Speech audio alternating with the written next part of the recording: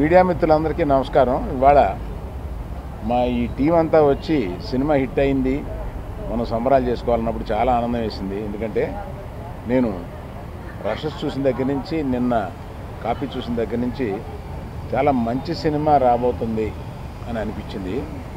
అంటే అనిపిస్తూనే ఒక్కోసారి ఈ మంచి సినిమాలకి ఎంత స్పేస్ ఉంది అంటే, యాక్షను, ఒక స్పీడు ఇవన్నీ లేకుండా స్వచ్ఛంగా ఒక కథ చెప్పారు.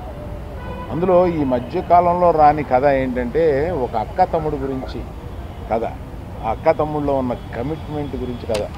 అందుకని ఈ పాప అక్కడ ఉంటే, నువ్వు పక్కకు రా, ఇది నీ కథ అన్న టైప్లో. ఏది హీరోయిన్ అక్కడ నువ్వే అనుకోక అంత ఈ 1.5 year కష్టపడి తీశాడు ధీరజ్.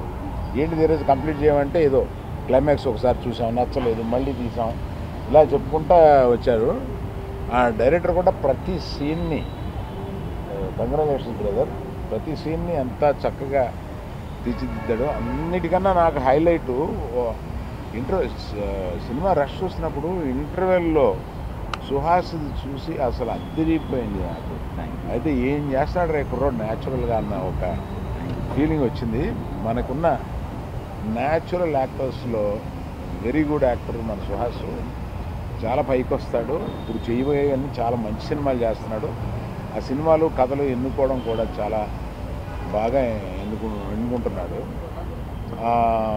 అమ్మాయి సహజంగా చక్కగా హీరోయిన్, న్యాచురల్గా ముద్దుగా ఉంది.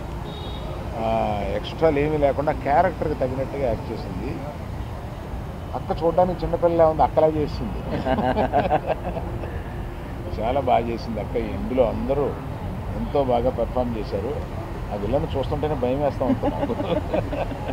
అసలు లాస్ట్లో చాలా బాగా చేశారండి మీరు, చాలా బాగుంది. సో యాజ్ ఇట్ ఈస్గా మీడియా మమ్మల్ని అందరినీ ఇలా సపోర్ట్ చేస్తూ, గీతాకి అనుబంధ సంస్థల్లో ఇవన్నీ కూడా ఉన్నాయి కనుక వీళ్ళందరినీ మేము ఎంకరేజ్ చేస్తాం కనుక మీరు కూడా వారందరికీ చేదోడు వాదోడుగా ఇచ్చి వాళ్ళందరూ సక్సెస్ అయ్యేలాగా చూస్తున్నందుకు మీడియా కూడా ప్రత్యేకమైన అభినందనలు. Thank you very much.